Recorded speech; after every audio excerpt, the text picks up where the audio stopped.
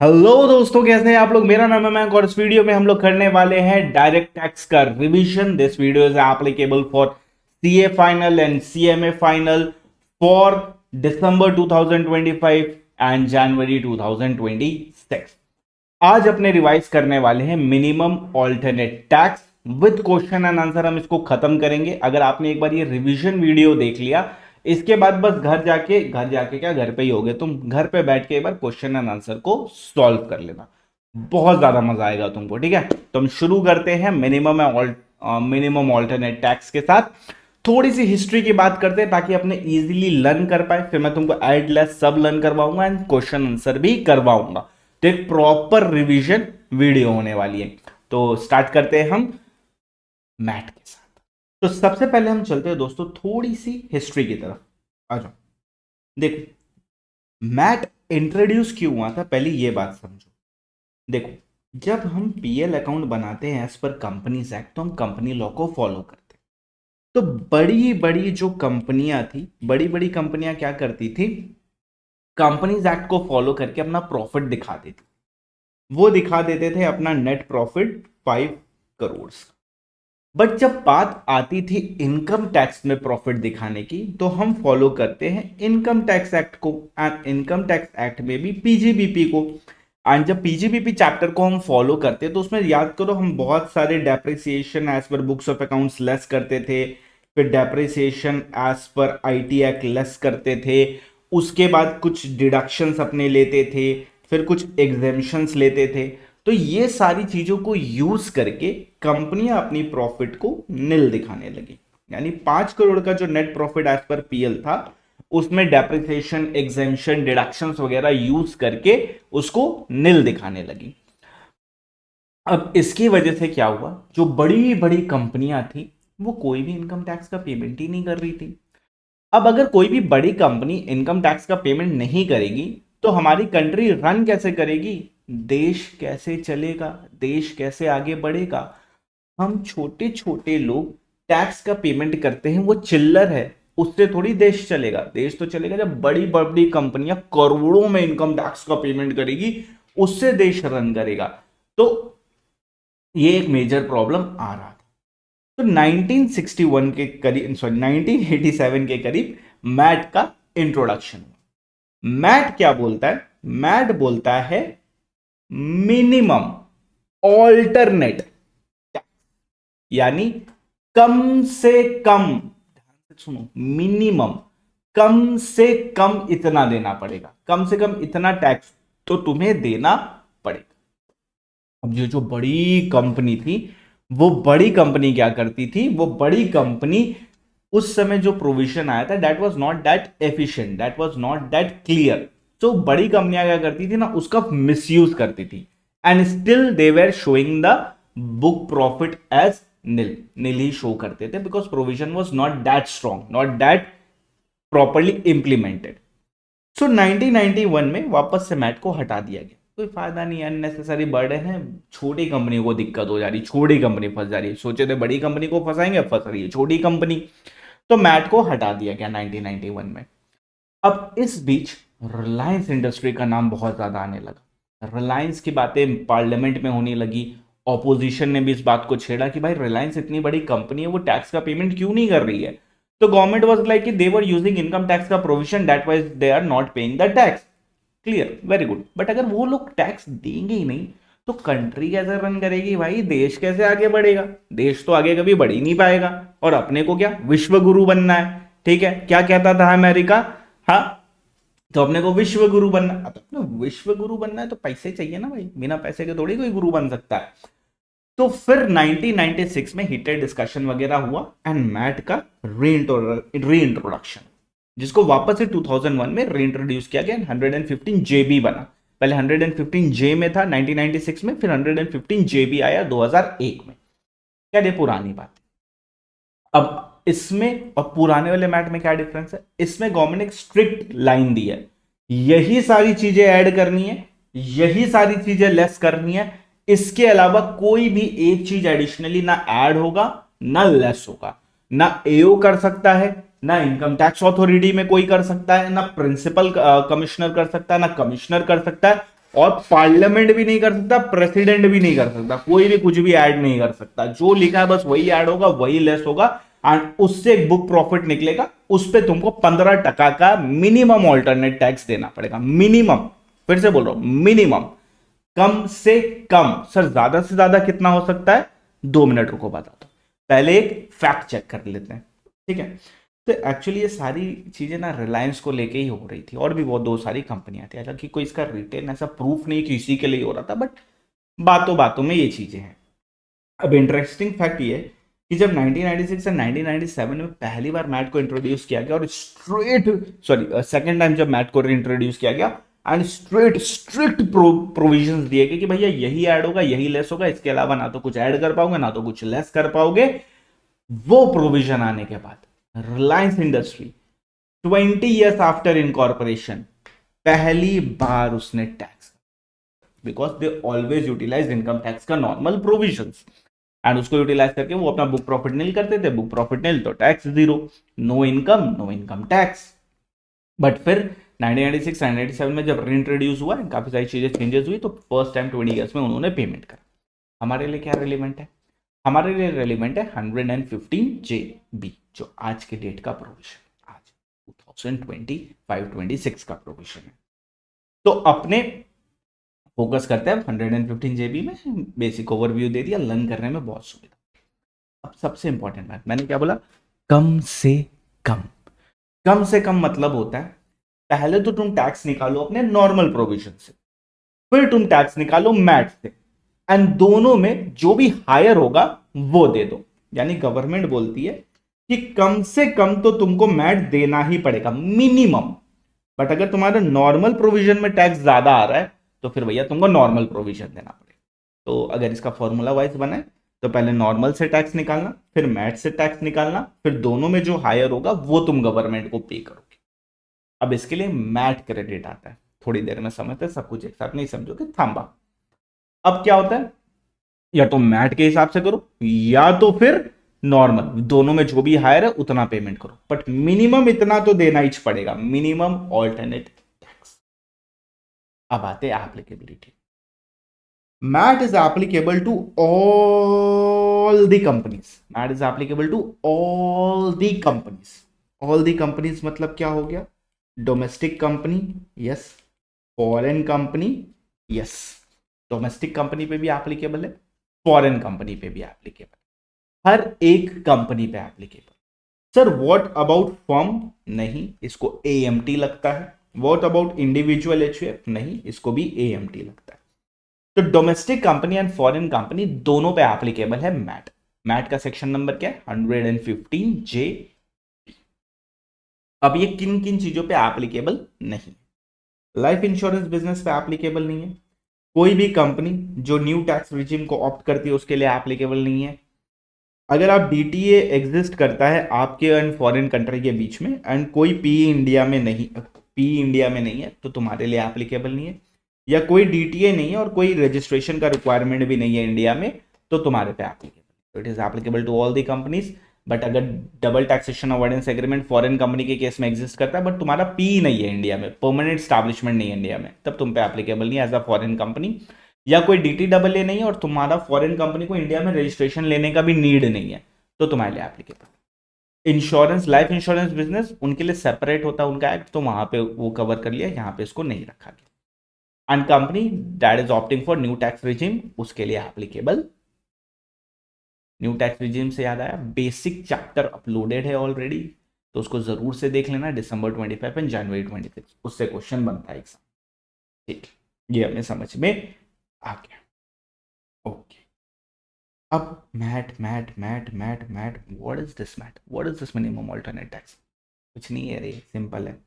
Book profit निकाल, उस पे रेट मल्टीप्लाई कर। What is the rate? 15%, 15%। 18.5 बहुत पहले हुआ करता था, अब कितना है? 15%, 15%। बुक प्रॉफिट निकाला, उसमें 15% का रेट हमने मल्टीप्लाई करा, और अगर हमारी यूनिट IFSC में है तो 9% का रेट है। अब सिर्फ मैट नहीं लगेगा, उसके साथ सरचार्ज भी लगेगा, और HEC तो लगेगा। अब सरचार्ज कितना लगेगा? अगर बुक प्रॉफिट 1 करोड़ से 10 करोड़ के बीच में, तो 7% डोमेस्टिक कंपनी के लिए, 10 करोड़ के ऊपर है तो 12%, एंड एचईसी तो 4% हमेशा लगेगा। फॉरेन कंपनी के लिए 1 करोड़ से 10 करोड़ में 2% एंड 10 करोड़ के ऊपर 5%, सरचार्ज 4%, तो ऑलवेज देख, ये जो सरचार्ज है ना, this is same for normal provision as well. Normal provision का भी सेम सरचार्ज। वहां पे हम नेट टोटल इनकम देखते थे, यहाँ पे हम बुक प्रॉफिट देखेंगे। तो क्या करना है, बुक प्रॉफिट 1 से 10 करोड़ है 7%, 10 करोड़ के ऊपर है 12%। फॉरेन कंपनी के लिए 1 से 10 करोड़ है 2%, एंड 10 करोड़ के ऊपर है तो 5%, and 4% HCC is common for all, वो तो नॉर्मल में भी लगता है। ओके, अब जब हम बात करते हैं कि बुक प्रॉफिट पे रेट मल्टीप्लाई कर देंगे 5%, तो हमारा मैट आ जाएगा, minimum alternate tax. Depending on the book profit, domestic या foreign company, we will apply surcharge, and HEC 4% तो हमेशा लगता ही, तो उसका तो कोई प्रॉब्लम ही नहीं है हमारे। तो अब ये बुक प्रॉफिट है, ये कैसे निकल, यही तो सीखना है। पूरा मोटा मोटी डिस्कशन सब इसी के लिए। सर ये बुक प्रॉफिट कैसे, अब बुक प्रॉफिट में आगे बढ़ने से पहले एक छोटू सा पॉइंट है, वो भी पढ़ के नक्की कर लेते हैं। The Chhotu the point is क्या है, या तो मैट से पे करो या तो टैक्स नॉर्मल। मैट कैसे आता है, बुक प्रॉफिट में 15% मल्टीप्लाई कर दो एंड सरचार्ज लगा दो, जैसा भी लगता है स्लैब के हिसाब से, वैसे डोमेस्टिक है फॉरेन है अकॉर्डिंगली लगा दो, मैट आ जाएगा। What about tax as normal provision, तो tax as per normal provision होता है हमारा डोमेस्टिक कंपनी के लिए, अगर हमारा टर्नओवर 22-23 का इज अप टू 400 करोड़ तो 25%, फॉरेन कंपनी के लिए 35% का रेट होता है, और अगर 400 करोड़ से ज्यादा है टर्नओवर तो 30%। जी हाँ, हमें 22-23 का ही चेक करना है, 2022-2023 का ही चेक करना है। और अगर ये वीडियो तुम May 26 के लिए देख रहे हो तो यहाँ पे 23-24 हो जाएगा अमेंडमेंट। खैर अभी अपने फोकस नहीं करते उस पर, उसके लिए सेपरेट वीडियो आएगी। तो turn over of previous year 22-23 के लिए अप टू 400 करोड़ तो 25%, अदरवाइज 30% का रेट है, एंड फॉरेन कंपनी के लिए 35% का रेट है, अमेंडमेंट है, पहले यहाँ 4040 हुआ करता था। सरचार्ज की हम बात करें तो सेम है, 1 करोड़ से 10 करोड़ 7%, 10 करोड़ के ऊपर 12%, फॉरेन कंपनी के लिए 2 एंड 5%, एंड एचईसी 4%। तो ये यूज करके हम नॉर्मल टैक्स निकाल लेंगे, फिर मैट हमने ऑलरेडी देख रखा है, मैट हम निकाल देंगे, दोनों में जो भी हायर होगा वो हम गवर्नमेंट को पे कर, मैट क्रेडिट के बारे में भी बात नहीं करेंगे। ठीक, अब इसमें 15% निकालना तो कोई बुद्धिमानी चीज है नहीं दोस्तों। 15% हमें पता है कर देंगे, आईएफएससी है तो 9% कर देंगे। बुद्धिमानी तो भाई बुक प्रॉफिट निकालने में, जिसने ये बुक प्रॉफिट निकाल लिया वो एग्जाम बहुत अच्छी तरीके से क्लियर कर लेगा। ठीक है, तो हम चलते हैं बुक प्रॉफिट की तरफ, लर्न करवा दूंगा, बने रहना। हम आते हैं बुक प्रॉफिट, हम बुक प्रॉफिट निकालेंगे एज पर 115 जेबी। अब 115 जेबी क्या बोलता है, तुम लोग net profit as per profit and loss companies पे एप्लीकेबल होता है। कंपनीज अपना पीएल कंपनीज एक्ट के हिसाब से बनाती है, तो कंपनी एक्ट के हिसाब से जो भी तुम्हारा प्रॉफिट आया, नेट प्रॉफिट आया, वहां से शुरुआत करेंगे। हम हमेशा शुरुआत मैट में net profit as per PL से करेंगे, तो हमने लिखा net profit as per PL. कुछ कुछ चीजें ऐड होंगी, कुछ कुछ चीजें लेस होंगी, जो बोला गया वही ऐड होगा, जो बोला गया वही लेस होगा, इसके अलावा कोई भी एक एक्स्ट्रा एडजस्टमेंट नॉट पॉसिबल।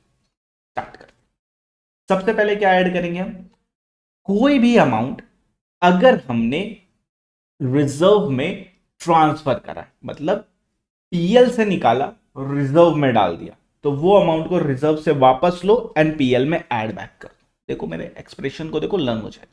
कोई भी अमाउंट जो हमने पीएल से सेपरेट करके रिजर्व में डाला, उस अमाउंट को वापस लेके आओ, रिजर्व से वापस पीएल में लेके आओ।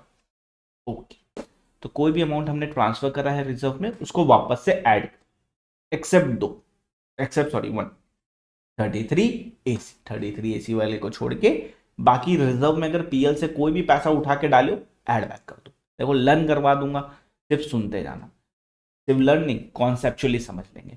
तो कोई भी रिजर्व में पैसा डाला, ऐड बैक करो। उल्टा, अगर हमने रिजर्व से कोई भी पैसा पीएल में क्रेडिट किया है, रिजर्व से हमने कोई भी पैसा पीएल में क्रेडिट किया है, हटा दो, लेस कर दो, माइनस माइनस माइनस।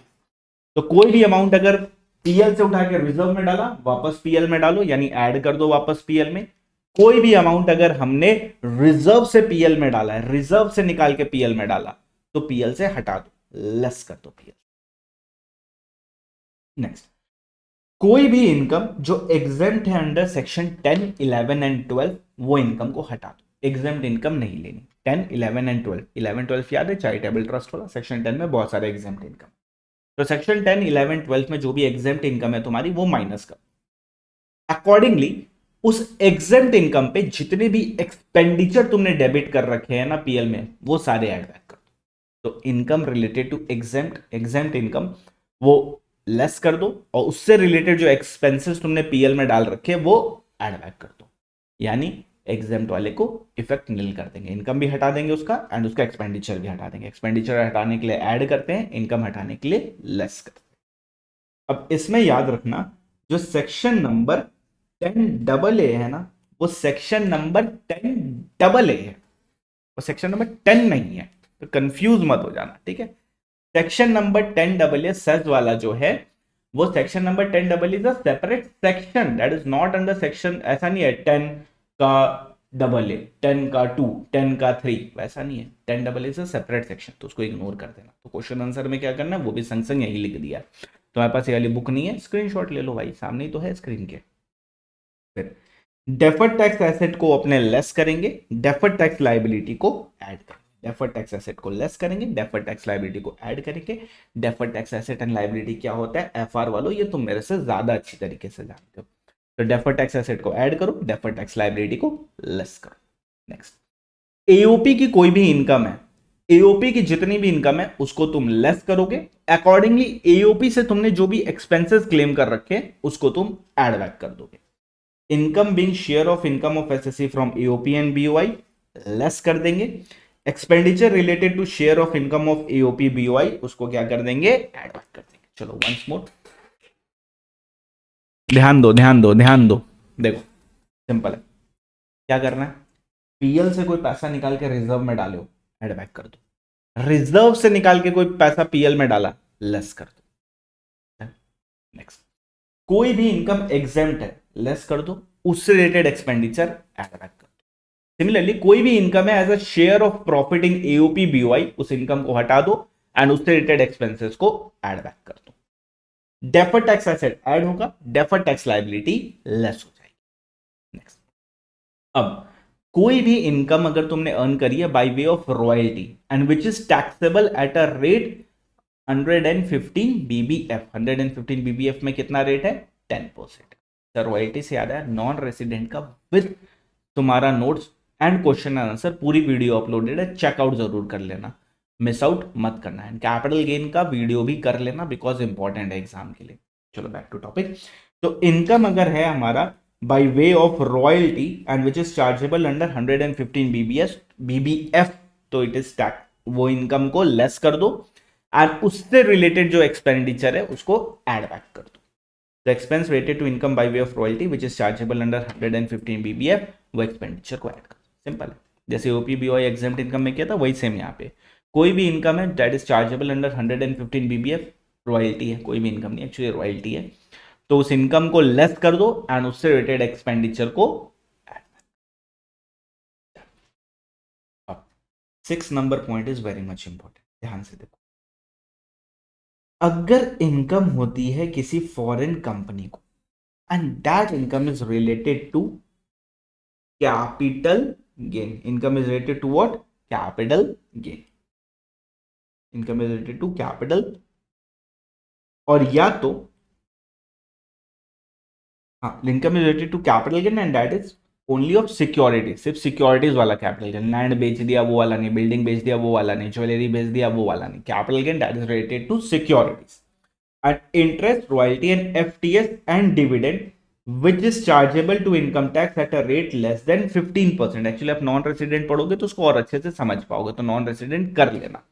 तो कोई भी इनकम अगर फॉरेन कंपनी को होती है तो इनकम कवर है क्या कैपिटल गेन, पहली बात तो कैपिटल गेन वो भी कौन सा सिक्योरिटीज वाला, फिर royalty, FTS fees for technical service, dividend and interest. और अगर ये इनकम 15% से कम टैक्सेबल है तो ही इस इनकम को लेस करेंगे। इनकम सिर्फ लेस मत कर देना एग्जाम में आते ही, यहां पे ट्रिक हो सकती है, चांद सितारे फूल और खुशबू बना लेना। क्या बोलता है, इनकम है फॉरेन कंपनी की, कैपिटल गेन सिक्योरिटी पे इंटरेस्ट, एफटीएस, रॉयल्टी, डिविडेंड है, ये तभी लेस करेंगे जब it is chargeable to tax at a rate less than 15%। ऐसा क्यों किया गया पता है? बिकॉज अगर गवर्नमेंट बोल रही है कि हम सामने से बोल रहे 15% से कम इसमें लगेगा, तो हम मैट में लेके जबरदस्ती इस पर टैक्सेबिलिटी नहीं लगाएंगे। तो अगर लेस देन 15% है तो इनकम को लेस कर देना। एंड सिमिलरली वही same income capital gain, interest, royalty, FTS, dividend that is chargeable to tax at rate less than 15%, उसका एक्सपेंडिचर को ऐड बैक करोगे, उसके एक्सपेंडिचर को ऐड बैक। अब बात रही बिजनेस ट्रस्ट वाला, ये पेंडिंग करेंगे, इसको बिजनेस ट्रस्ट चैप्टर जब पढ़ेंगे ना तो वहीं पे साथ में ही रिवाइज कर लेंगे, सेपरेट वहीं पे सेपरेटली कर लेंगे, यहाँ पे अभी नहीं करेंगे तो तुमको समझेगा नहीं। तो चलो फटाफट यहाँ पे देख लेते हैं। फर्स्ट 6 पॉइंट क्या करना है, रिजर्व से कोई भी पैसा पीएल में डाला हटा दो, लेस कर दो। पीएल से कोई पैसा रिजर्व में डाला ऐड बैक कर दो। एग्जेम्प्ट इनकम लेस करो, रिलेटेड एक्सपेंडिचर ऐड बैक करो। एओपी बीओआई का शेयर इनकम लेस करो, रिलेटेड एक्सपेंडिचर ऐड बैक करो। डेफर टैक्स एसेट लेस करो, डेफर टैक्स लायबिलिटी ऐड करो।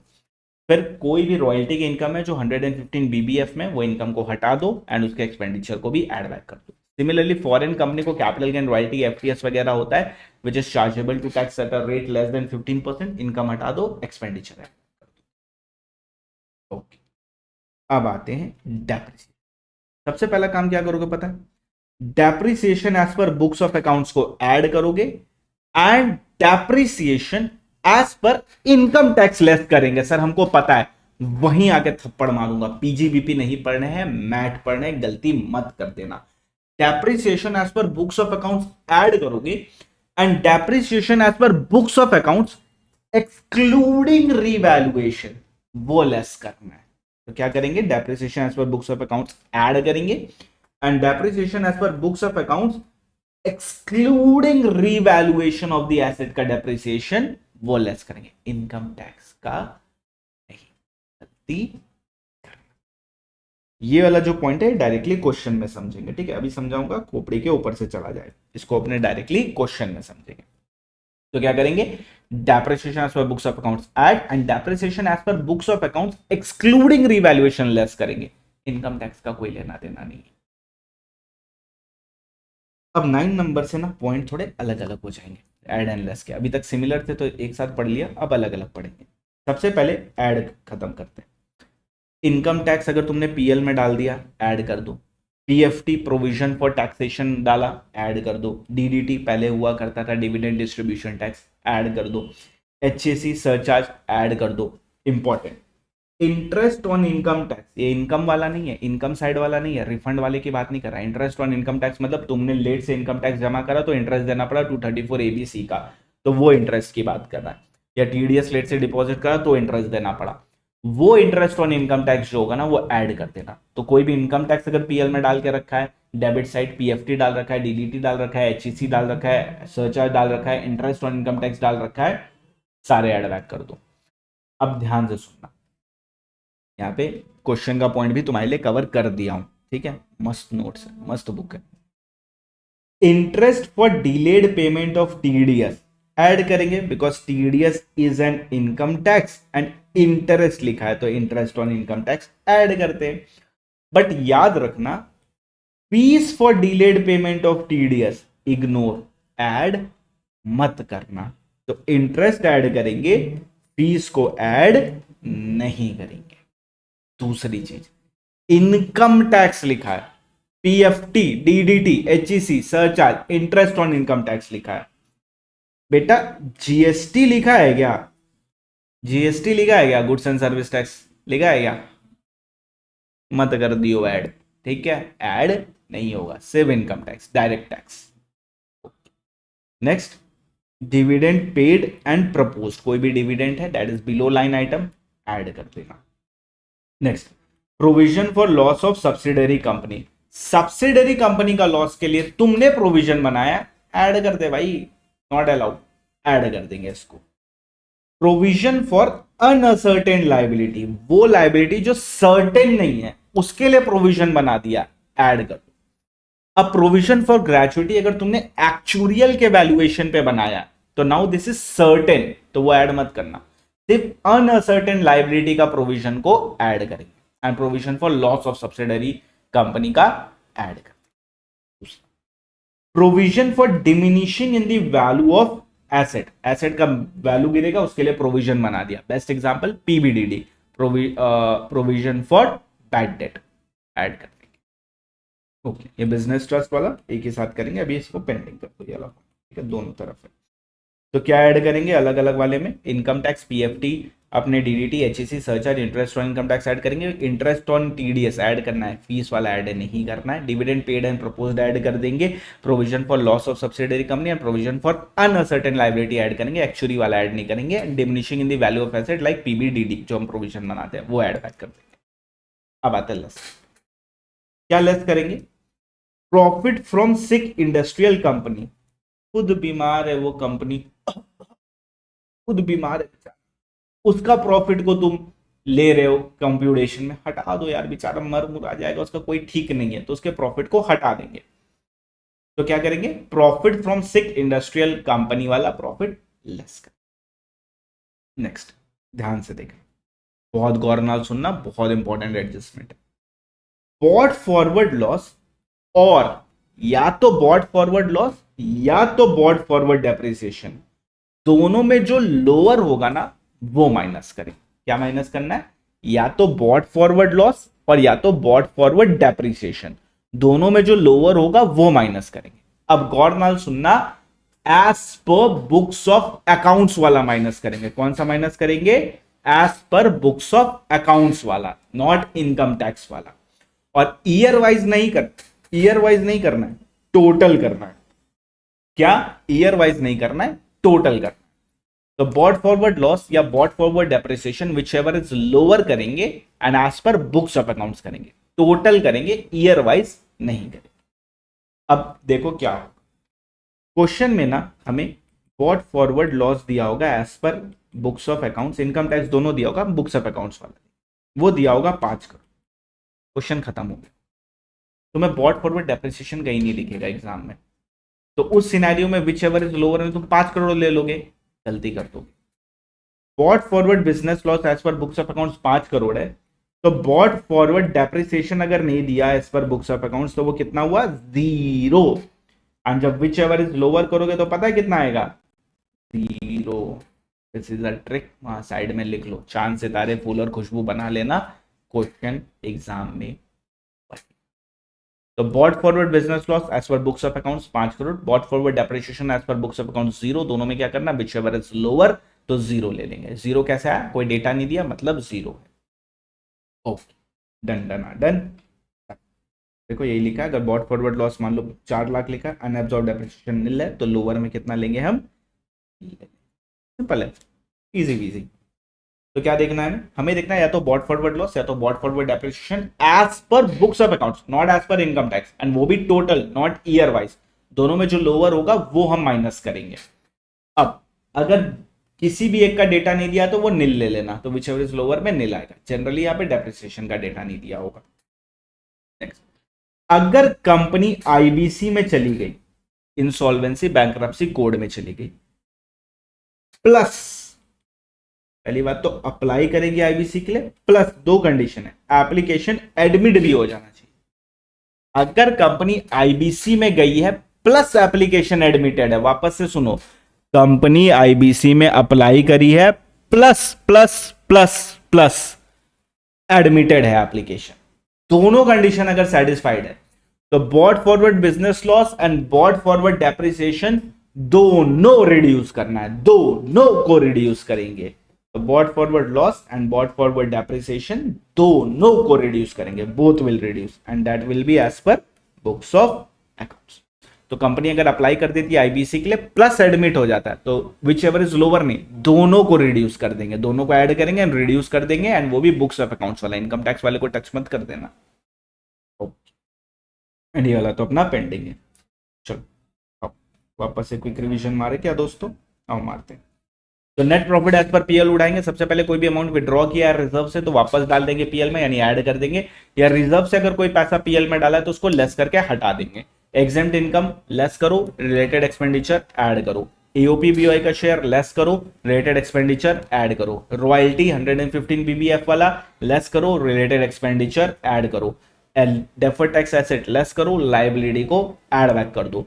फॉरेन कंपनी है, कैपिटल गेन सिक्योरिटी पे हुआ, इंटरेस्ट रॉयल्टी वगैरह वो, और जो 15% से कम टैक्सेबल है लेस कर दो, रिलेटेड एक्सपेंडिचर ऐड बैक कर दो। Depreciation as per books of accounts add करो, and depreciation as per books of accounts ही लेस करना है, बट एक्सक्लूडिंग रीवैल्यूएशन वाला करना है। फिर ऐड की बात करते हैं, इनकम टैक्स, पीएफटी, डीडीटी वगैरह ऐड कर देंगे, बट फीस वगैरह ऐड मत करना, जीएसटी ऐड मत करना, डिविडेंड पेड प्रपोज्ड ऐड कर देंगे, प्रोविजन फॉर अनसर्टेन ऐड कर देंगे एक्सेप्ट ग्रेजुएटी वाला, and provision for loss of subsidiary company add कर देंगे, provision for diminishing in the value of asset भी ऐड कर देंगे। लेस की बात करेंगे तो लेस क्या करेंगे, profit from sick industrial company less कर दो, बीमार है बच्चा ऑलरेडी। फिर बॉट फॉरवर्ड लॉस या bot forward depreciation whichever is lower less कर देंगे, एंड याद रखना यहाँ पे टोटल लेना है, ईयर वाइज नहीं लेना है, बुक्स ऑफ अकाउंट्स वाला लेना है। फिर अगर कंपनी अप्लाई कर देती है आईबीसी के लिए प्लस एडमिट हो जाता है, तो ऊपर वाला नहीं फॉलो करेंगे, नीचे वाला क्या बोलता है, दोनों लेस कर दो, एंड दोनों बुक्स ऑफ अकाउंट्स वाला होना चाहिए। Am I clear with the provision दोस्तों? Am I clear with this provision? Yes sir, crystal clear sir. तो अगर क्लियर है तो चलो फटाफट एक क्विक रीडिंग मारो एंड बढ़ते हैं हम पॉज करके, एंड हम बढ़ते हैं नेक्स्ट कॉन्सेप्ट की तरफ। ओके दोस्तों, अब सूखा सूखा पढ़ने से तो होगा नहीं, तो अपने चलते इसके क्वेश्चन एंड आंसर की तरफ। Question number 1 is your homework, इसको होमवर्क में करोगे। हम चलते हैं क्वेश्चन नंबर 2 की तरफ। आ जाओ दोस्तों, एक क्वेश्चन में पूरा concept. Hyper Limited engaged in diversified activity earned a profit of 14,25,000 after debit and credit of the following item in the statement of profit and loss account। ये सारी चीजें डेबिट एंड क्रेडिट उसने कर रखी है। ये अपने को डेबिट आइटम दे रखा है, अपने को क्रेडिट आइटम दे रखा है। देखते थम जाओ। फिर अपने को बोलता है depreciation include 1.5 lakh on account of revaluation of asset, depreciation available as per income tax act 2,80,000। Sir ये डेटा काट दो, काम का नहीं है, समझा भाई। फिर अपने को brought forward loss and unabsorbed depreciation का डेटा दे रखा है, बुक्स वाला भी दे रखा है, इनकम टैक्स वाला भी दे रखा है। अब गौर नाल देखो क्या बोल रहा है।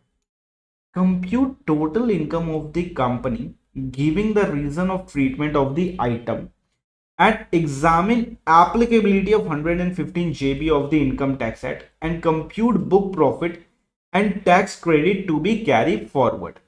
Rate of tax applicable is 30%। इसका मतलब समझते हो क्या हो रहा है? ये अपने को बोल रहा है कि नॉर्मल प्रोविजन से भी निकालो, मैट से भी निकालो, एंड दोनों में विच एवर इज जो हायर है वो टैक्स पे करो। अब प्रॉब्लम तुम्हारे दिमाग में पता है क्या आएगी? जब तुम नॉर्मल निकालने जाओगे, मैट का कैलकुलेशन दिमाग में घूमेगा। जब तुम मैट निकालने जाओगे तो नॉर्मल का कैलकुलेशन दिमाग में घूमेगा। तो इसका उपाय क्या है दोस्तों? इसका उपाय बहुत आसान है। जब नॉर्मल प्रोविजन से निकालो, मैट की बत्ती ऑफ कर दो। जब मैट के प्रोविजन से निकालो, नॉर्मल की बत्ती ऑफ कर दो। एकदम इजी वीजी एकदम सा। अब सबसे पहले हम मैट पढ़े तो मैट के प्रोविजन से। मैट हम कैसे शुरू करते हैं दोस्तों? Net profit as per PL 14.25 lakh. सबसे पहले provision for loss of subsidiary add करते हैं ना, मैट में अभी पढ़ के आए थे। Provision for income tax add करेंगे। तो पहली बात तो ये दो ऐड कर देते हैं, 3D5 एंड 1.05 ऐड कर।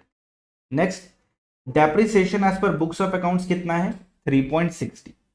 तो 3.60 पहले ऐड करते, समझा, हड़बड़ा मत। Next, interest on deposit credited to buyer, interest on deposit credited to buyer for advance received, interest or deposit credited to buyers for advance received from them on which TDS was deducted in April 2025। perfect, ठीक कर दिया। but deposit करा उसने after return filing, so this income is disallowed, but it is disallowed under income tax, not for MAT। MAT में क्या बोला? जो add जो लेस, जो लिखा है वही चोगा, नहीं लिखा है नहीं चोगा। लाइक नेक्स्ट, लाइक अभी बता रहा हूं, इसका मैट में कोई ट्रीटमेंट नहीं कर। Item credited to statement of profit and loss account, long term capital gain. Long term capital gain is chargeable to tax under the head capital gain, not under the head PGBP। So we will subtract this because it is already credited. अब पढ़ मारूंगा, PGBP नहीं कर रहे, mat कर रहे हैं। And हमने जो लिस्ट पढ़ी वहां कहीं पे भी ऐसा लिखा था क्या कि कैपिटल गेन हटा दो, अदर सोर्स की इनकम हटा दो, ऐसा कुछ लिखा था क्या? नहीं, तो कुछ नहीं करना। Similarly interest on UTI IFS head का इनकम है, इसको क्या करेंगे? कुछ नहीं, मैट में कुछ नहीं लिखा था, कुछ नहीं करना, पीजीबीपी नहीं कर रहे। आओ नीचे, depreciation include 1.5 lakh on account of revaluation of asset. तो टोटल डेप्रिसिएशन कितना हमारे पास? 3,60,000। इसमें से 1.5 लाख रुपए जो है वो अपने को माइनस करने हैं, तो 1.5 अपने माइनस कर देंगे, तो कितना आया? 2.1। ये होगा डेप्रिसिएशन जो हम लेस करेंगे as per books of accounts excluding revaluation. Next है इनकम टैक्स वाला, कोई लेना देना नहीं अभी। अब बात करते हैं हम bought forward business loss and unabsorbed depreciation का डेटा दिया है, यहां पे कोई लेना देना नहीं इनकम टैक्स का, बुक्स ऑफ अकाउंट से मतलब। कैसे करेंगे? क्या बोला? ईयर वाइज नहीं करना, टोटल करना है, फिर विच एवर इज लोअर लेना है, तो टोटल कर लेते हैं। वैसे तो क्लास में हम सारे क्वेश्चन बनाते हैं, बट ऑब्वियसली यहाँ पे पॉसिबल नहीं है ना सारे क्वेश्चन बनाना, रिवीजन वीडियो है। ये है 6 लाख, फिर 3 + 2.7। अगर आपका एग्जाम बाद में है तो आप क्लास जरूर ऑप्ट कर लेना, ठीक है। 8.85 लाख। अब टोटल कर लिया, ईयर वाइज नहीं करा, बुक्स ऑफ अकाउंट्स वाला लिया, दोनों में whichever is lower, 6 lakh is lower, तो हम कितना माइनस करेंगे यहाँ पे? 6 लाख को माइनस कर देंगे। जैसे ही हम ये काम करेंगे, नीचे और कोई डेटा नहीं है हमारे लिए, तो ये हमारा आ जाएगा क्या? Book profit. क्या आया? Book profit. तो 14.25 + 0.85 + 1.05 + 3.6 - 2.1 - 6, तो 11.65 इज आवर बुक प्रॉफिट। अब मैट कितना होगा दोस्तों, आपको पता है, सिंपल है ना, इसमें अपने को 15% करना है, इसका 15% हुआ हमारा 1,74,750 + 4% HEC करना भूलना नहीं। 4% HEC करा हमने, तो वह हमारा 181,740। 181,740 इज द मैट का इनकम। इतना ही है ना दोस्तों, और देख लेते एक बारी। 181,740 मैट आ गया हमारे पास। अब नॉर्मल प्रोविजन से निकालते हैं। जब नॉर्मल प्रोविजन से निकालेंगे तो मैट वाला दिमाग ऑफ कर देंगे, ठीक। अब नॉर्मल प्रोविजन में इन डेप्थ नहीं जाएंगे, कैपिटल गेन वगैरह कैलकुलेट नहीं करेंगे, बस पीजीबीपी निकालते हैं, ठीक है। तो कितना? 14,25,000। तो हम हमेशा 14,25,000 से ही शुरू करते हैं net profit as per PL. तो दूसरा कलर यूज करता हूं, कौन सा यूज करूं? ग्रीन यूज करते हैं। तो 14,25,000, थोड़ा डार्क कर देंगे इसको। 14,25,000 net profit as per PL से शुरू करा। याद करो, कोई भी प्रोविजन अलाउड नहीं होता है पीजीबीपी में, तो 0.85 ऐड करेंगे, 1.05 ऐड करेंगे, and depreciation as per books of account 3.60 भी ऐड कर देंगे। अब याद करो, इंटरेस्ट पे तुमने टीडीएस नहीं काटा एंड तुमने काटा आफ्टर रिटर्न फाइलिंग, तो ये इंटरेस्ट डिसअलाउड होता है, लेकिन कितना? ओनली 30% डिसअलाउड होता है इनकम टैक्स में, याद रखना, सिर्फ 1 लाख का 30%, तो कितना हुआ? 30,000। ये भी ऐड बैक कर देंगे। अब लॉन्ग टर्म कैपिटल गेन जो होता है वो हमारा कैपिटल गेन हेड का है, माइनस कर दो। आईएफएस हेड का है 75,000, तो 0.75 लेस कर देंगे। इसमें हमें रीवैल्यूएशन से कोई लेना देना नहीं, income tax as per income, sorry, depreciation as per income tax हम लेस करेंगे, तो 2.80 को हम लेस करेंगे। पीजीबीपी हेड की इनकम कितनी आएगी आपको पता है? 14.25 + 0.85 + 1.05 + 3.60 + 0.30 - 3.6 - 0.75 - 2.8, तो पीजीबीपी हेड की इनकम आई मेरी 12,90,000। ये पीजीबीपी हेड की इनकम है, ठीक है। 12.9, और एक फ्रेश जगह कर लेते हैं ना, थोड़ा हौच पौच हो गया। पीजीबीपी हेड की इनकम कितनी आई? 12.9। आईएफएस हेड की इनकम कितनी आएगी? तो आईएफएस में हमारा क्या है? यूटीआई है ना, सिर्फ आईएफएस में हमारा सिर्फ यूटीआई है, 75,000। कैपिटल गेन हेड में हमारा लॉन्ग टर्म कैपिटल गेन है, अगर आपको ध्यान होगा तो लॉन्ग टर्म कैपिटल गेन हमारा कितना है? लॉन्ग टर्म कैपिटल गेन है 3.6 का है, तो लॉन्ग टर्म कैपिटल गेन हमने लिख लिया 3.6 का।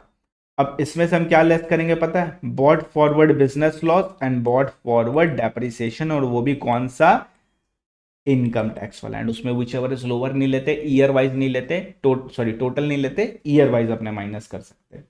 तो अपने जब यहां माइनस करने आएंगे तो अपने 2 लाख भी माइनस करेंगे, 2 लाख, 2.5 लाख डेप्रिसिएशन का, फिर 1 लाख 22-23 वाला, फिर 1.2, फिर 1.8, फिर 2.1, तो टोटल है 10.6। क्या इतना प्रॉफिट अवेलेबल है हमारे पास, 10.6?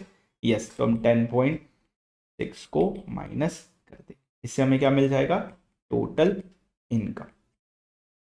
तो वो हमारा 12.9 plus 0.75 plus 3.6 plus 10 point, sorry minus 10.60, minus 10.60, तो ये हुआ हमारा 6.65, जिसमें से 3.6 112 ये वाला है, क्या कौन सा है, 112 वाला है, इक्विटी शेयर 112 ये वाला है, तो 1.25 के ऊपर अपना लग जाएगा।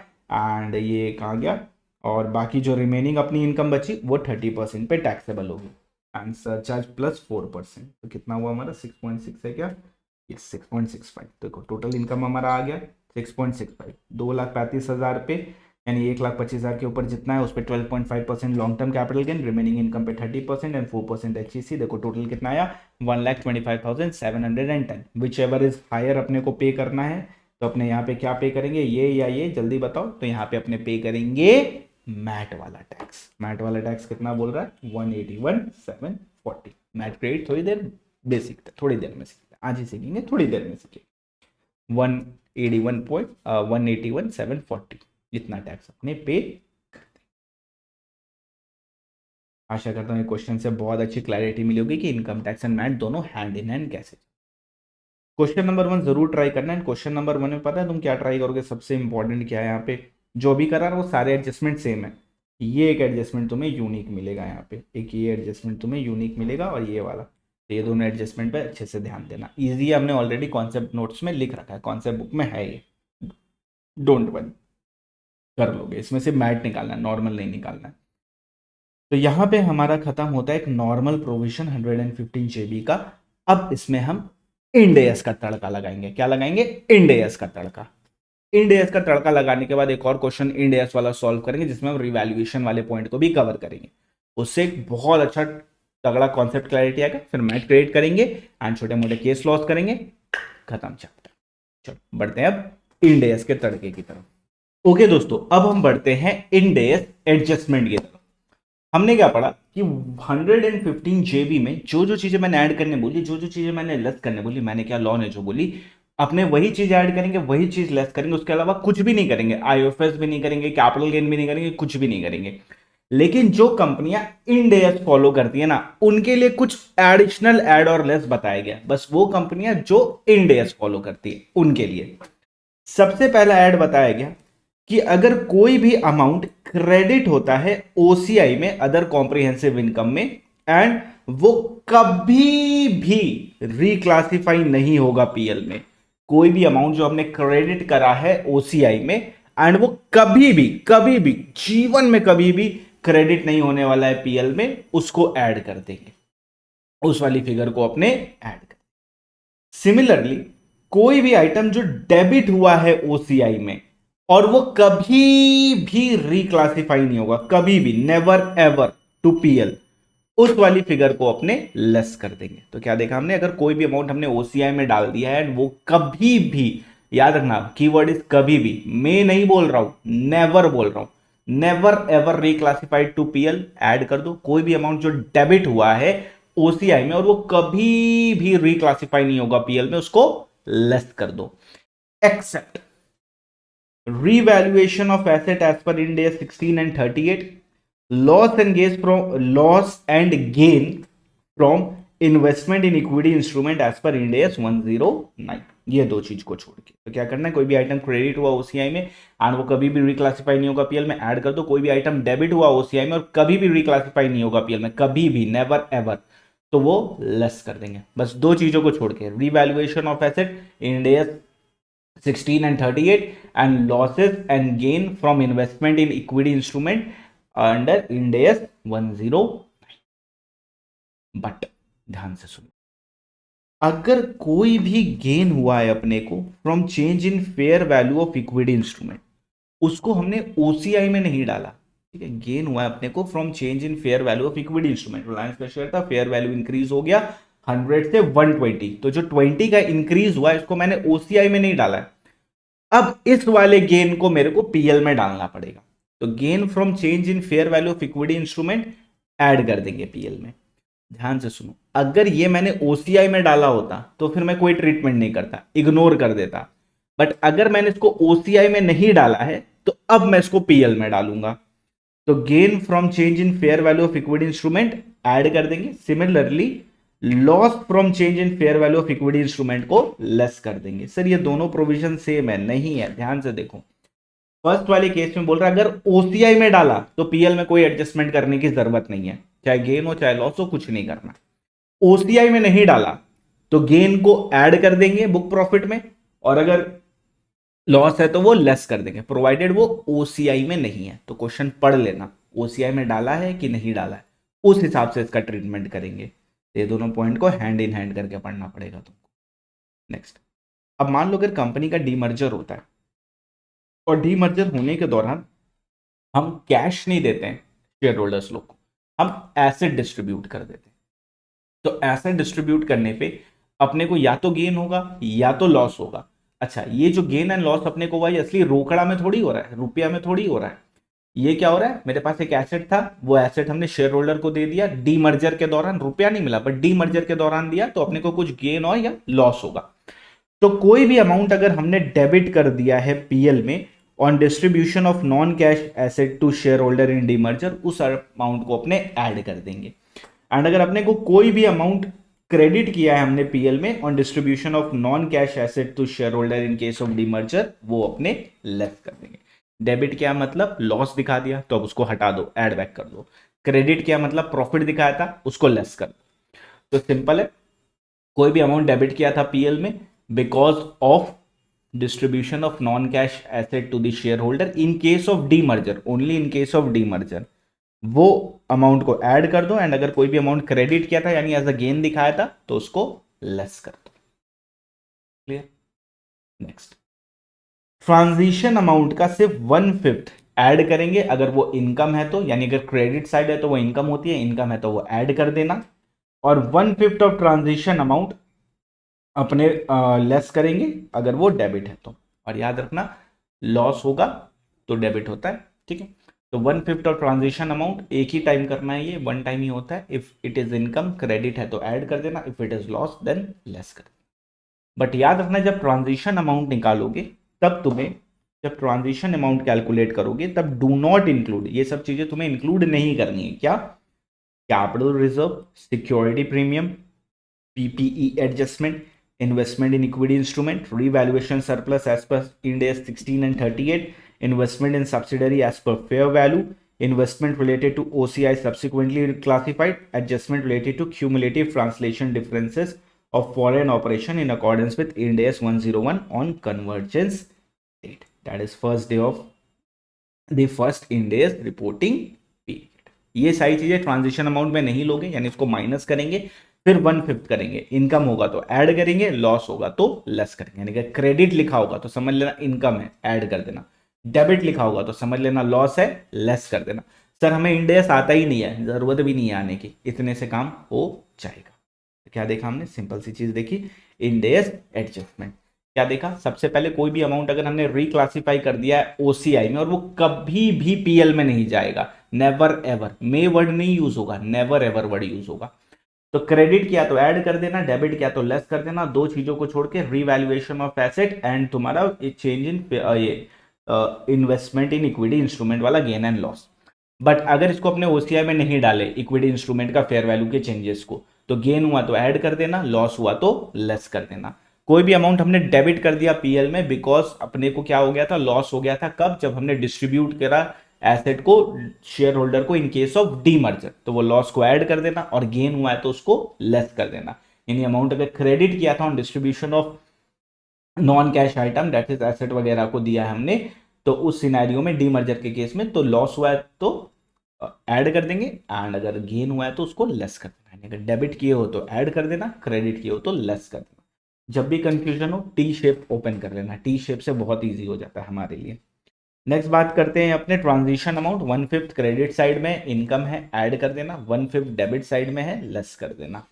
जब भी ट्रांजिशन अमाउंट लोगे तो क्या क्या नहीं लोगे, capital reserve, security premium, PP adjustment, investment in equity instrument, revaluation surplus, investment in subsidiary, adjustment related to OCI subsequently classified and adjustment relating to cumulative translation difference. Easy easy. Okay, अब एक question करते हैं इससे related.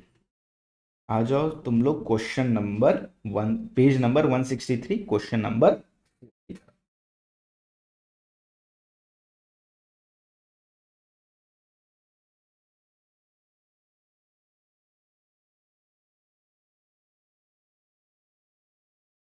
चलो okay, तो ध्यान से देखना, काफी आसान सा है। अरे कहाँ चला गया, question number 4। Alpha and Beta Tire Limited, an Indian company engaged in manufacture of tire in Andhra Pradesh, has adopted Ind AS इतना। The following particulars are provided for the year ended। Net profit अपने को दे रखा है 20 crore after debit and credit of the following item. क्या क्या debit करा, क्या क्या क्रेडिट करा, वो दिया हुआ। यहाँ पे अपने वो रिवैल्यूएशन वाला एक पॉइंट, अब यहाँ पे अपने एक रिवैल्यूएशन वाला पॉइंट छोड़े थे, वो भी कवर करते हैं। ठीक है, पहली बात ध्यान से सुनो। कितनी देर हुआ वीडियो शुरू किए, अप्रोक्सीमेटली 1 घंटा। 1 घंटे में सोचो हम लोग सेकंड क्वेश्चन बनाने जा रहे हैं, तो अपने आप को पहली बात तो ये चीज दिलासा दो कि देखो क्वेश्चन बना के सॉल्व करना आसान। इंस्टेड ऑफ थिंकिंग यार क्वेश्चन बना के सॉल्व करूंगा, इससे अच्छा प्रोविजन रीड करके चला जाता हूँ, सीधा एग्जाम हॉल में क्वेश्चन बनाऊंगा, उतना टाइम वेस्ट करने से बेटर है उतनी देर में तुम क्वेश्चन बना लोगे। इन DT and IDT without solving question and answer exam hall में मत जाना। सर मेरा एक दोस्त था, वो बिना क्वेश्चन आंसर बनाए बस एग्जाम के एक दिन पहले रिवीजन वीडियो देख के 60+ ले आया था। होंगे ऐसे लोग, मैं नहीं डिनाई कर रहा हूँ, होंगे ऐसे लोग, मैं नहीं बोल रहा झूठ बोल रहा हूँ, होंगे ऐसे लोग। हम नहीं है ना, हमें मेहनत करनी पड़ती है। हम शॉर्टकट लेंगे ना तो God will use us as an example कि देख शॉर्टकट लेने से क्या होता है। तो इससे बेटर है क्वेश्चन प्रैक्टिस करेंगे, मेहनत करेंगे एंड मिल के एग्जाम को क्लियर करें। अभी तक जो भी हुआ है, जैसा भी हुआ, इरेलीवेंट है। अब जो होगा, जो कर रहे हैं वो सही हो रहा है एंड वो सही होगा अगर हम स्मार्टली स्टडी करेंगे। पहल बुद्धि नहीं लगानी है, स्मार्टली स्टडी करना है। एंड स्मार्टली स्टडी करने का सबसे पहला चीज क्या है, इस वीडियो को शेयर कर देना मैक्सिमम लोगों के साथ। ठीक है, वीडियो को लाइक कर देना, चैनल सब्सक्राइब कर देना, कमेंट करके बताना रिवीजन सीरीज कैसी लग रही है। DT IDT दोनों की चल रही है। ठीक है, अब बढ़ते हैं आगे। तो हमने 20 करोड़ से स्टार्ट करेंगे दोस्तों, यहाँ पे अपने बना लेते हैं, पौच पौच हो जाता है नहीं तो 20 CR। कुछ कुछ चीजें ऐड करनी है, कुछ कुछ चीजें लेस करनी है। सबसे पहले डेप्रिसिएशन 18 करोड़ है and it include depreciation of 3 crore being provided on account of revalued asset. Books of accounts वाला ही करते हैं अपने, कोई दिक्कत नहीं है। 18 करोड़ को पहले ऐड करेंगे एंड अपार्ट फ्रॉम रीवैल्यूएशन वाला डेप्रिसिएशन को लेस करेंगे। अब कितना है यहाँ पे हमारा 3 करोड़, तो 18 माइनस 3 करेंगे। अच्छा भाई मेरा कैलकुलेटर देखो मस्त है ना, 18 माइनस 3 15 CR, तो 15 CR को हम करेंगे लेस। चलो जी डन है। Next, interest charge for delayed remittance of tax deducted at source 20 lakh, यानी इंटरेस्ट ऑन TDS। याद है, फीस ऑन TDS कुछ नहीं करते, but interest on TDS is an income tax का इंटरेस्ट एंड ये 20 लाख जो होगा ये अपने को एड बैक करना पड़ेगा, तो इसको अपने एड बैक कर देते। 20 लाख से तो 0.20 एड बैक कर देते। Next, share of income from AOP BOI 50 lakh, तो ये इनकम हमारी एग्जेम्प्ट होती है, इसलिए इस इनकम को हम क्या कर देंगे, लेस कर देंगे। नेक्स्ट, एडजस्टमेंट ध्यान से देखो, amount 6 crore withdrawn from revaluation reserve on account of revaluation of asset. Revaluation reserve से 6 करोड़ निकाला, PL में क्रेडिट कर दिया, यानी PL में डाल दिया। रीवैल्यूएशन रिजर्व से 6 करोड़ निकाला, PL में डाल दिया। रीवैल्यूएशन रिजर्व से 6 करोड़ निकाला, PL में डाल दिया। क्या करना है, PL से हटाना है कितना, 6 करोड़। नहीं, यही ट्रिक है। जब भी रीवैल्यूएशन रिजर्व वाला पॉइंट आएगा, जनरली रिजर्व से कुछ भी निकाल के पीएल में डालेंगे, हटा देते हैं, बट जब रीवैल्यूएशन रिजर्व की बात आती है तो याद रखना, जितना अमाउंट हमने विड्रॉ करा रीवैल्यूएशन रिजर्व से एंड पीएल में डाला, वो अमाउंट यानी 6 करोड़, या जितना डेप्रिसिएशन हुआ रीवैल्यूड एसेट पे। अब रीवैल्यूड एसेट पे कितना डेप्रिसिएशन है? Depreciation is 3 crore being on account of revalued of asset, यानी रीवैल्यूड एसेट पे 3 करोड़ की डेप्रिसिएशन है। 3 crore is the not revaluation figure, 3 crore is the depreciation on that revalued figure. तो 3 करोड़ अपने को क्या करना है पता है? इन दोनों में, इन दोनों में अपने को करना है विच एवर इज लोअर, ये लेस करेंगे। क्या लेस करेंगे? Whichever is lower. देखो यही पॉइंट यहां पे लिखा हुआ है, पेंडिंग कराना हमने। आ जाते हैं पेंडिंग पॉइंट की तरफ। Transfer from revaluation reserve to the extent of depreciation on revalued of asset, म्हणजे जितना अमाउंट हमने ट्रांसफर करा रिवैल्यूएशन रिजर्व से पीएल में, वो अमाउंट या डेप्रिसिएशन ऑन रिवैल्यूड एसेट, दोनों में विच एवर इज लोअर है वो अपने को लेस करना। Easy V G.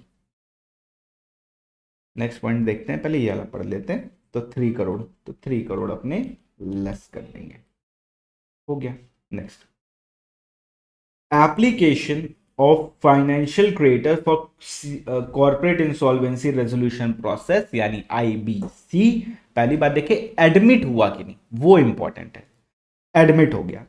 जनरली हम करते हैं बुक्स ऑफ अकाउंट्स का बॉट फॉरवर्ड लॉस या unabsorbed depreciation whichever is lower को अपने लेस करते हैं टोटल करके, बट सिंस हमारा एडमिट हो गया है तो बुक्स ऑफ अकाउंट्स वाला bought forward depreciation and sorry unabsorbed depreciation and bought forward loss दोनों को लेस करेंगे, दोनों को लेस करेंगे टोटल करके। तो ये सारे लेस हो जाएंगे। तो टोटल एक बार यहीं पे कर लेते हैं, इसका कितना हुआ? 3 + 5 + 1 + 2, तो पूरा का पूरा 11 करोड़ अपने लेस कर सकते हैं। पूरा का पूरा 11 करोड़ एक बार के लिए लेस कर।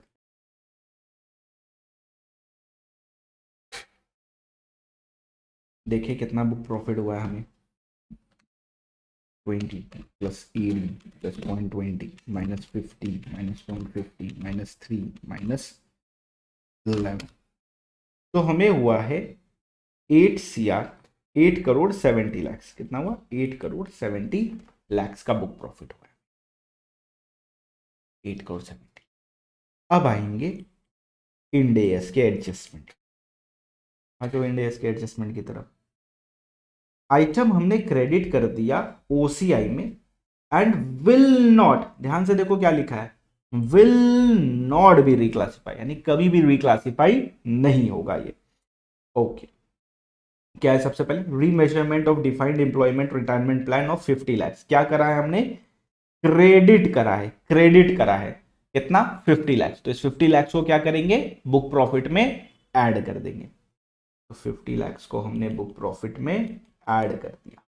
Next, revaluation surplus of property plant equipment 1 crore. तो पीपीई वाला तो अपने को कंसीडर ही नहीं करना होता है, इंडिया 16 वाला, तो इसको अपने इग्नोर कर देंगे, कुछ भी नहीं करना, no adjustment. PPE and fair value of तुम्हारा इक्विटी इंस्ट्रूमेंट वाले के लिए कुछ नहीं करते हैं, एक्सेप्ट लिखा हुआ था, तो ये दोनों को छोड़ देंगे।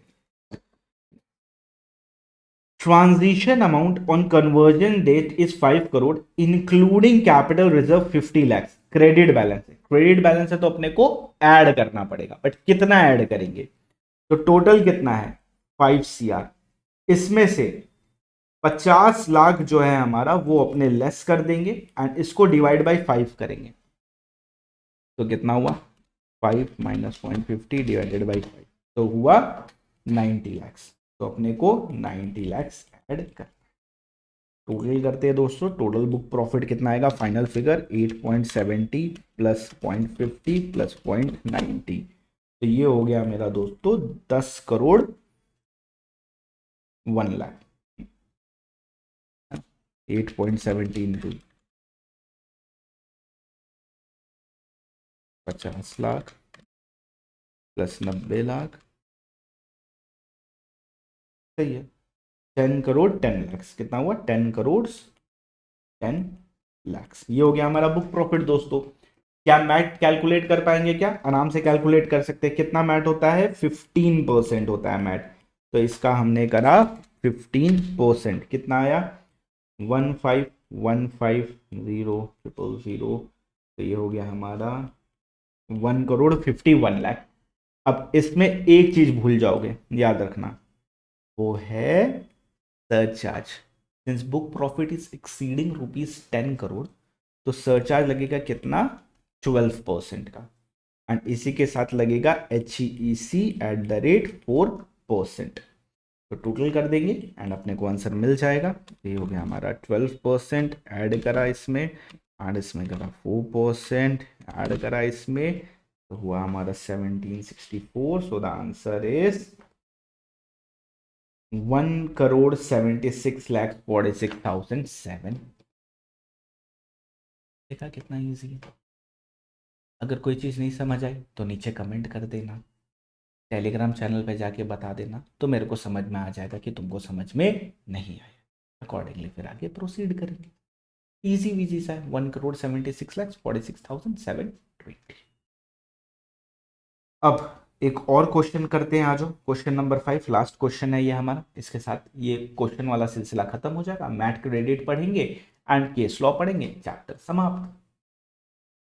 Zenith Formulation Limited, an Indian company engaged in pharmaceutical formulation in Tamil Nadu, started adoption of Ind AS compliance with effects from इतना वगैरह वगैरह। Book profit after adjustment of all item 115 जेबी वाले सारे एडजस्टमेंट के बाद 52.26 लाख है। इसमें बॉट फॉरवर्ड लॉस का हमने एडजस्टमेंट नहीं करा, तो हमारा कितना है? 52.26 है। अब गौर नाल देखना, आगे मत बढ़ना। इसमें brought forward loss as per books of accounts दिया, लॉस दिया, डेप्रिसिएशन दिया, टोटल करेंगे, विच एवर इज लोअर लेंगे जनरली। बट एक बार थोड़ा नीचे पढ़ लेते, हो सकता है एनसीएलटी में केस एक्सेप्ट हो गया हो। Business loss of 4,60,000 and 1,75,000 has been deducted while computing book profit under 115 JB for the assessment year 23-24 and 24-25 respectively। अभी नहीं। Particular of other OCI, OCI that keyword देखो, मे, कीवर्ड क्या लिखा है? May be reclassified. इसका कोई एडजस्टमेंट, क्या बोला? 100% फिक्स होगा कि पीएल में नहीं डालेंगे, तभी उसका एडजस्टमेंट करेंगे। मे वर्ड लिखा है तो मतलब कभी रिक्लासिफाई हो सकता है, तो इसका no adjustment. Other comprehensive income that will not be reclassified, clearly बोल दिया, नॉट बी रिक्लासिफाइड, इसका एडजस्टमेंट करेंगे। क्या करेंगे? क्रेडिट वाले को ऐड करेंगे, डेबिट वाले को लेस करेंगे। Change in fair value of equity instrument, कोई एडजस्टमेंट नहीं, ये वाला ऐड हो जाएगा, फिर डेफर्ड वाला लेस हो जाएगा, कॉम्प्रिहेंसिव इनकम ऐड हो जाएगा, पोस्ट ऐड हो जाएगा, रीवैल्यूएशन सरप्लस नो एडजस्टमेंट, इसका हमें कोई एडजस्टमेंट नहीं करना। दो ही चीजें छोड़नी होती थी, वो दो चीजें हमने छोड़ दी। अब ट्रांजिशन अमाउंट हमारे पास क्रेडिट पड़ा है 52.50, जिसमें से कैपिटल रिजर्व है 8 lakh and adjustment of 4/5 related to translation differences, दोनों को माइनस करके डिवाइड बाय 5 मार देंगे, ऐड कर देंगे। एनसीएलटी में केस हमारा एक्सेप्ट हो चुका है, तो अब क्या करना होगा? टोटल करना होगा, टोटल करके अपने को टोटल करके माइनस करना पड़ेगा। दोनों को कर देंगे, कोई दिक्कत नहीं है। तो फटाफट कर लेते हैं फिर। 4.6 प्लस 4.9 प्लस 1.75 प्लस 2.20, तो व्हाट? 13.45 माइनस कर दिया। नेक्स्ट यहाँ पे अपने माइनस करेंगे 4.10 को, 4.10 को माइनस करा, ऐड कितना करेंगे? ऐड करेंगे अपने 7.25 प्लस 3.20 प्लस 4.45, तो 14.9 को ऐड करेंगे। कितना? 14.90 को ऐड करेंगे, यहीं पे लिख दे रहा हूँ 14.90। अब क्या बचा? क्रेडिट बैलेंस में ट्रांजिशन डिफरेंस था 52.50, जिसमें से हमें 8 लाख 0.08 माइनस 0.0450, 4 लाख इतना, नहीं सॉरी 52.50 करोड़ में है क्या कि लैक्स में? लैक्स में चल रहा है, ठीक है। So sorry, 52.50 minus 8 lakh minus 4.5, इसको डिवाइड बाय 5 करेंगे तो आएगा हमारा 8 लाख। तो 8 लाख को अपने करेंगे ऐड, दैट्स इट। आपको मिल गया 52.26। Plus sorry minus 13.45। थोड़ा सा कैलकुलेटर चला लो महाराज। सर आप तो चला ही रहे कैलकुलेटर, हम लोग को क्या जरूरत है कैलकुलेटर चलाने का। मेरा एग्जाम नहीं है दोस्तों, आपका एग्जाम है। So the answer will be 57,61,000। Okay, फिर क्या 15%, 4% मैट अपने को निकल के आ जाएगा। हो गया। Question number 6 is your homework. हमने सारे क्वेश्चन बना दिए, जितने भी हो सकते थे वो सारे के सारे क्वेश्चन हमने बना लिए। ये वाला पॉइंट हमने देख लिया था, इसमें से बस एक पॉइंट पेंडिंग है, ये वाला। कोई भी बैलेंस जो बचा हुआ है रीवैल्यूएशन रिजर्व में after disposal of asset if not credited to PL, उसको ऐड कर देंगे। नॉर्मल वाले एडजस्टमेंट की बात करें 115 जेबी में, इंडेस वाला नहीं। मान लो एक एसेट है, उसको हमने रीवैल्यू किया था तो उसका रिवैल्यूएशन रिजर्व बन गया। वो एसेट को हमने बेच दिया या फेंक दिया, जला दिया, कुछ भी कर दिया, डिस्पोज कर दिया। अब एसेट तो बचा नहीं, तो उसका जो रीवैल्यूएशन रिजर्व है वो क्या होगा, वो पीएल में आ जाएगा। अगर नहीं डाला है तो डाल देना, और अगर डाला हुआ है तो कुछ भी नहीं करना। अगर डाला हुआ है तो कुछ भी नहीं करना है, अगर डाला हुआ है तो कुछ भी नहीं करना। तो balance remaining in revaluation reserve after disposal of asset, कुछ भी नहीं करना अगर डाला हुआ है तो, और नहीं डाला हुआ है तो ऐड कर देना। अगर क्रेडिट नहीं किया हुआ है तो ऐड कर दे। ओके, अब आते हैं मैट क्रेडिट की तरफ। गौर नाल देखना मेरे प्यारे बच्चे। गवर्नमेंट क्या बोलती है, गवर्नमेंट बोलती है tax as per normal provision या MAT whichever is higher pay करो। अब मान लो नॉर्मल प्रोविजन में मेरा टैक्स आया 12 करोड़ का, और मैट में मेरा टैक्स आ गया 15 करोड़ का, तो मेरे को कितना पे करना पड़ेगा, 15 CR पे करना पड़ेगा। तो मैं गवर्नमेंट को बोलूंगा गवर्नमेंट गवर्नमेंट देखो ना, मेरे साथ तो जाती हो गया। As per law, as per income tax act ही मैंने कैलकुलेट करा था और मेरा 12 करोड़ का टैक्स आ रहा था। तुम सडनली मैट को लेके आ गए हो और मैट की वजह से मेरा टैक्स 3 करोड़ से बढ़ गया, मेरे को 15 करोड़ का टैक्स का पेमेंट करना पड़ा। ये तो गलत बात है ना। तो इनकम टैक्स क्यों बनाया तुमने, इनकम टैक्स में वो डिडक्शन क्यों दिया मेरे को, वो एग्जेम्पशन क्यों दिया मेरे को, जब तुमको मेरे को उसका बेनिफिट ही नहीं देना था तो तुमने मेरे को एग्जेम्पशन दिया क्यों, तुमने मेरे को वो डिडक्शन दिया ही क्यों। तो गवर्नमेंट बोलती है भाई गॉड नाल, वो डिडक्शन एंड एग्जेम्पशन तू ले, लेकिन अगर तू पहला ही साल सारा डिडक्शन एंड एग्जेम्पशन ले लेगा तो कंट्री रन कैसे करेगी, लॉन्ग टर्म में कंट्री ग्रो कैसे करेगी, हम विश्व गुरु कैसे बनेंगे, अमेरिका क्या कहता था, ये चीज हम कैसे कह पाएंगे। तो 12 करोड़ नॉर्मल टैक्स आया हमारा, नॉर्मल टैक्स, ये आया हमारा मैट। अब 3 करोड़ से हमें एक्स्ट्रा टैक्स देना है, तो गवर्नमेंट बोलती है देना तो 15 करोड़ ही पड़ेगा, लेकिन जो 3 करोड़ एक्स्ट्रा तुमने दिया ना, 3 CR जो हमने एक्स्ट्रा दिया ना, ये अपने फ्यूचर में सेट ऑफ कर पाएंगे, सेट ऑफ कर पाएंगे नहीं, अभी दे दो बाद में इसका तुम क्रेडिट ले सकते हो, अभी दे दो बाद में क्रेडिट ले लेना। सर हम कब क्रेडिट लेंगे, अब फ्यूचर में मान लो नेक्स्ट ईयर ही नॉर्मल टैक्स आ जाता है हमारा 18 CR का, और मैट हमारा आ जाता है 12 CR का, तो हमें कितना देना होता है, whichever is higher that is 18 CR। अब हम नॉर्मल टैक्स, तो गवर्नमेंट को हम जाके बोलेंगे याद है तुझको लास्ट ईयर मैंने 3 करोड़ ज्यादा दिया था, हमने नॉर्मल टैक्स से 3 करोड़ ज्यादा दे दिया था, अब वो 3 करोड़ सेट ऑफ करने दो, वरना धंधा बंद करके चले जाएंगे। हाँ हुआ तेरा वादा, तो जो 3 करोड़ एक्स्ट्रा दिया वो यहां से कर लेना है सेट ऑफ। तो 18 माइनस 3 दैट इज 15 CR हम सिर्फ पे करेंगे, इंस्टेड ऑफ 18 CR हमें सिर्फ 15 CR पे कर।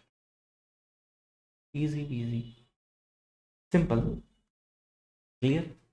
आज दे दो मैट, कल सेट ऑफ कर लेना। कब सेट ऑफ करेंगे, जब नॉर्मल टैक्स ज्यादा है और मैट कम है, तब हम इसको सेट ऑफ कर लेंगे। ये जो मैट क्रेडिट होता है ये कैरी फॉरवर्ड होता है नेक्स्ट 15 असेसमेंट ईयर में, यानी जिस असेसमेंट ईयर में हुआ उस असेसमेंट ईयर को छोड़ के 15 वाले और असेसमेंट ईयर तक कैरी फॉरवर्ड अपने कर सकते हैं। Set off against the tax liability in the year in which company pays tax as per normal provision. Normal provision में हमारा टैक्स नेक्स्ट ईयर कितना आया था, 18 CR। तो फ्यूचर तो हम इस 3 करोड़ को जो हमने पिछला साल दिया था वो सेट ऑफ कर लेंगे, 15 CR हम गवर्नमेंट को पे कर।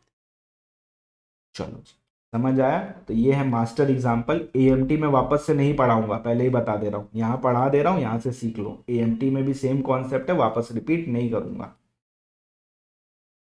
ध्यान से देखो,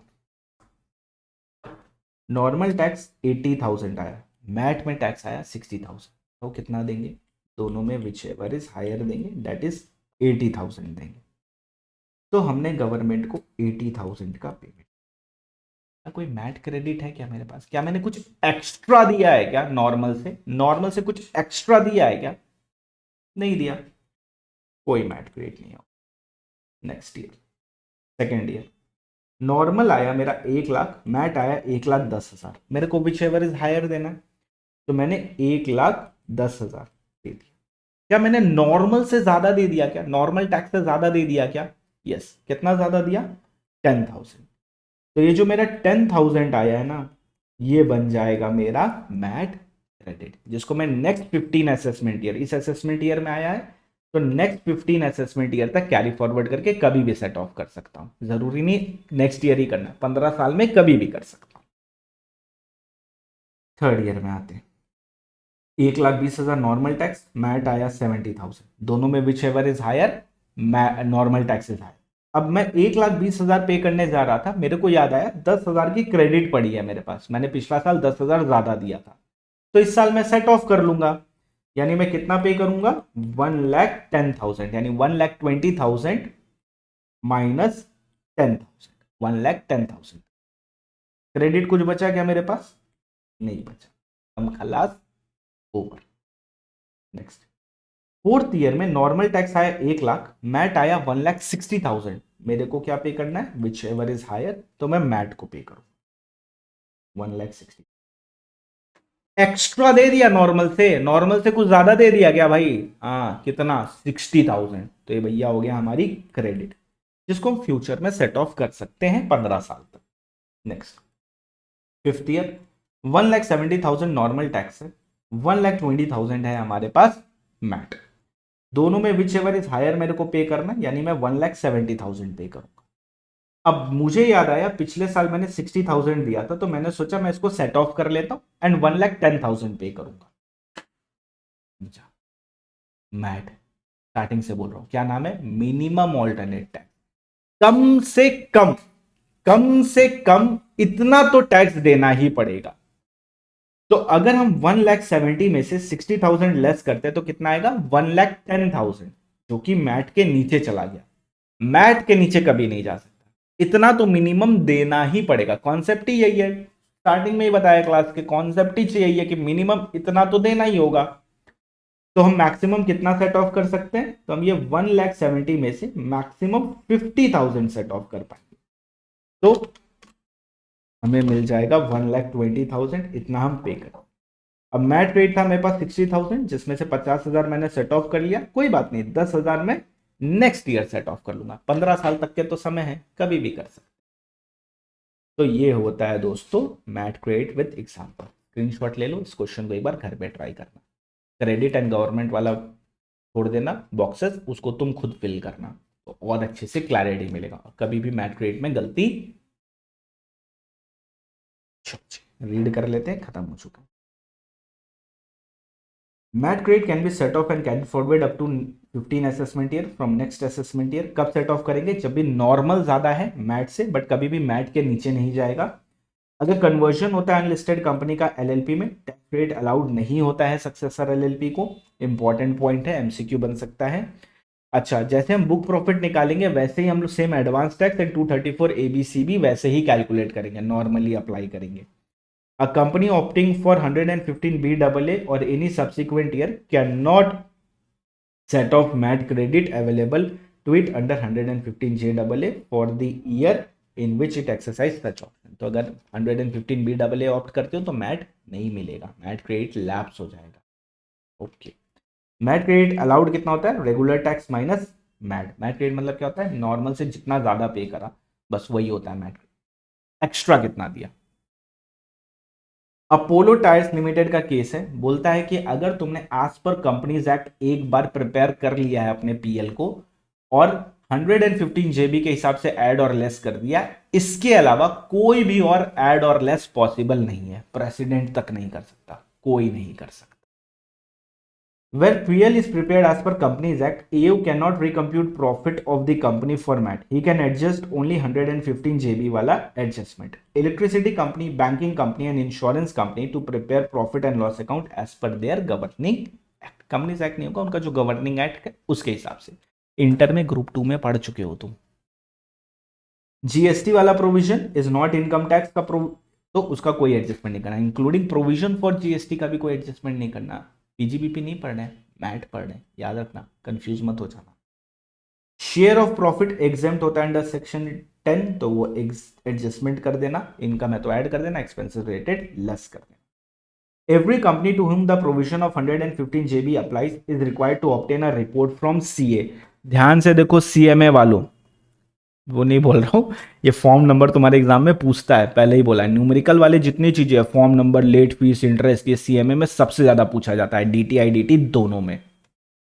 तो एक रिपोर्ट ऑब्टेन करना है तुम्हें, फॉर्म नंबर है 29B, certifying that books profit have been computed in accordance with the provision of 115 JB and उसको इलेक्ट्रॉनिकली फाइल कर। The provision relating to computation of total income, treatment of unabsorbed depreciation, set off and carry forward and set off of losses, collection and recovery, and special provision relating to avoidance of tax shall apply to foreign company if such company become resident during previous year. तो इसका कुछ नहीं करना, इसको अभी तुम pending करो, non resident जब पढ़ाऊंगा ना तब एक ही साथ इसको ले लूंगा, नॉन रेसिडेंट वाले में ले लूंगा। नॉन रेसिडेंट का लेक्चर अपलोडेड है, वहां पे ये चीज कवर्ड है।